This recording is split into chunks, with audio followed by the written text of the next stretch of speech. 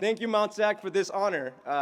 I'll be completely honest with you. When they first called me and I saw my phone and in my caller ID it said Mount Sac, the first thing I thought was, oh my God, I still owe student fees?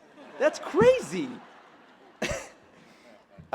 It is an absolute honor for me to represent Mount San Antonio College, AKA the University of Walnut, and everything that I do in my life. It's funny how I ended up here because I went to West Covina High School, and I was the senior class president, and I was the prom king, and I was the top 10% of my class. I was the all-American high school student, with one small exception. I wasn't American at all, and I discovered that when I applied to go to college. And the top universities sent me back letters that said, you are our perfect candidate. Can you please send us your real social security number? With no direction, with no money for higher education, and without knowing how long my immigration problems would last, I went to the only place that would accept me, Mount Sac. I actually counted this morning, and it turns out that 10 of my cousins came to Mount Sac.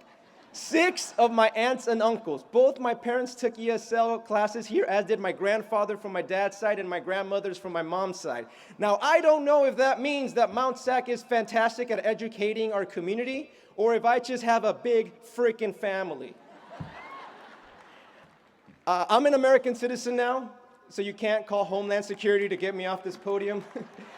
I went on to UCLA to get my bachelor's and my master's. I am a small business owner, and I get to act and write and produce in Hollywood. And I can honestly tell you, without a doubt, that the core of my knowledge I received here while at Mount Sac.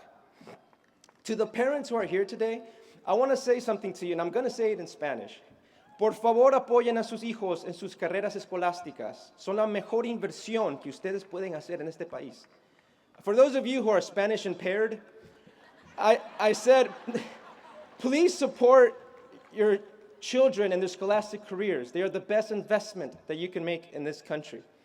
For the students who are here today, you did it. Regardless of your economic background, if you came up in the foster care system, if you are a single mother, or if you are undocumented, you did it. And life is only gonna get harder. But remember this moment. Yes, it's gonna get harder, I'm sorry to tell you. But remember this moment. Because if you did it once, you sure as hell can do it again. To my Mount Sac professors, to everyone from Ralph Eastman to Kenny Clowwitter, Jeff Archibald, Andrea Diem, the late and great Philip Maynard, thank you for everything that you taught me. And to that very special professor, who while I was a student here at Mount Sac, became the first person outside of my family that I told my immigration status to, and who I essentially came out of the undocumented closet to. Thank you for the love and support that you showed me then and continue to show me to this day. It has made all the difference in my life. So to Professor Liesel Reinhardt,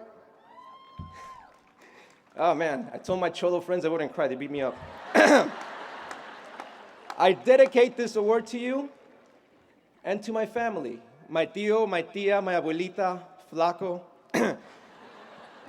Flaco is actually my white friend Steve Siegel. I just call him Flaco because it sounds more dangerous. Thank you all so much for always being there for me, especially when my parents couldn't because of our stupid immigration issues. And to my mom, who flew out here from South America to be here.